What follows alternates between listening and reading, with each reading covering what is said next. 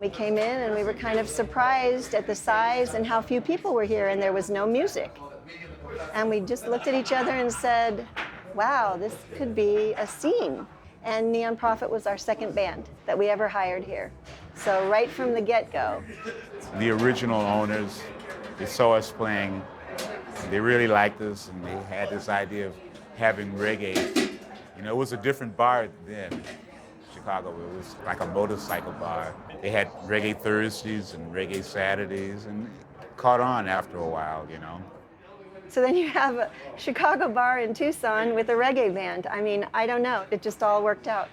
You know, the idea that a reggae group could sustain themselves for, 37, 38 years and effectively be the resident band in a bar on the east side of town, I knew that that was special. And the more I looked into it, the more I understood that the history of the group and the history of the bar was woven into the fabric of Tucson. The name of the book is Reggae Night, Neon Prophet at the Chicago Bar. I have made concrete an oral history of Neon Prophet, the current band members, former band members, clientele. I interviewed around 60 people. I'd never been to a place where they feature every week, Thursday and Saturday, local reggae, no matter what. You know, I appreciate Neon Prophet, the Chicago Bar, and Kerwin. You know, like, he's been here longer than the furniture, like, look. I think I made the furniture, which is a total lie. No, I've been here for a long time. I started here in '92 doing the door. I was a bartender back in New York City, paid my way through college. And one of the bartenders here was having an issue. I got behind the bar, took over, and the owner hired me. So I've been here for almost 30 years. Check, check, check. There we go. Check, check, check, check. When you hear reggae in Tucson, it doesn't seem to make sense, but they make it work. And the fact that they've been here so long, I can walk around this town and literally, 1 out of 4 people, if I mention Neon Prophet, Chicago Bar, Neon. I saw them back in 1970 or 1980. I mean, everyone knows Neon Prophet. And literally, it's a symbiotic relationship between Chicago Bar and Neon Prophet. So yeah, it's just, they're a Tucson legacy. How we doing tonight, Tucson? I'm so glad you made it out tonight here, Chicago Bar. Well, I came here in 1970. I was in the Air Force at Davis Monthan. Grew up and raised Miami and New York. Whoa, whoa, yeah. I came to town in '84 and checked the weekly, and these guys were playing at a club called Nino's. Used to be on Euclid and Grant. And I went down and checked them out, and that was my first time hearing them. Well, he was like our 6th member of the band, you know. Yeah, then I started hanging around, sitting in with them. Lady Falcon. Lady Falcon. Tony Falcon. When I joined, Neon Prophet was already a legend. They've always had lots of different vocalists coming up, lots of talent. Neon Prophet is always going to attract good musicians because they've got the name, they've got reputation, everybody's heard of him. My mother used to come to Chicago Bar. In fact, Kerwin remembers my mom, and she was a bit of a partier back in the day. So the first time I heard Neon Prophet play, I just remember hearing this beautiful voice coming from the stage. I am the rebel commander.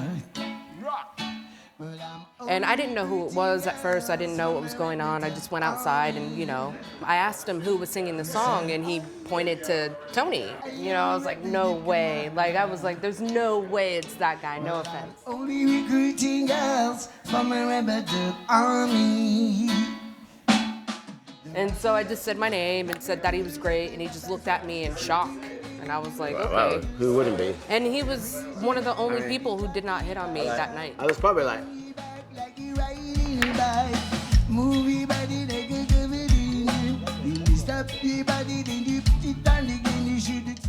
97, the year the Cats won the national championship in basketball. Just a few months before that, Jamie walked into the Chicago store and said, hey, what are you doing? You want to play with Neon Prophet? This Saturday night show is like, this is, for the last 37 years, this is Tucson's reggae scene. And it's amazing to be part of it. You know, an interesting thing about reggae in Tucson is the Native American people got into it really before it was in the city. Yeah, we play desert reggae. We play our own brand of, our own style. Jamie is a hell of a singer and bass player. Ain't nobody like you. And when you listen to the thing me, I tell ya. There's been a lot of different players, except for David, who's really Neon Prophet, and he's got a great voice. I'm using up the sound of Neon Prophet now. Rockin' reggae music, rubber let's get on down. David Dean, that voice of his should be heard like all over. I mean, that voice is like unbelievable. It's like no other voice.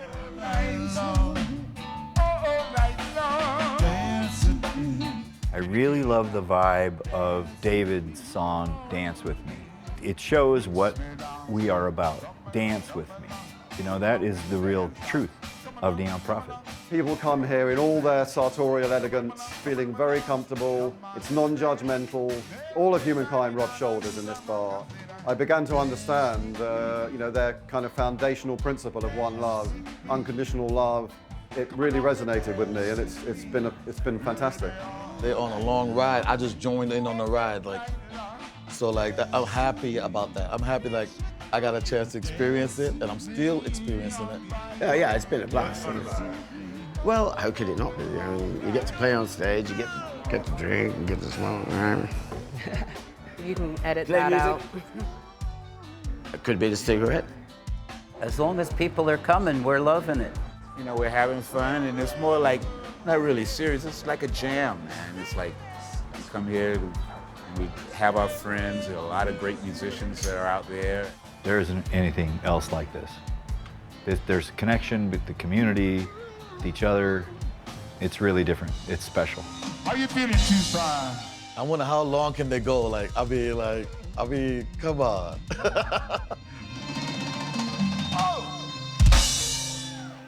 right. Ow! Thank you so very much. Yeah.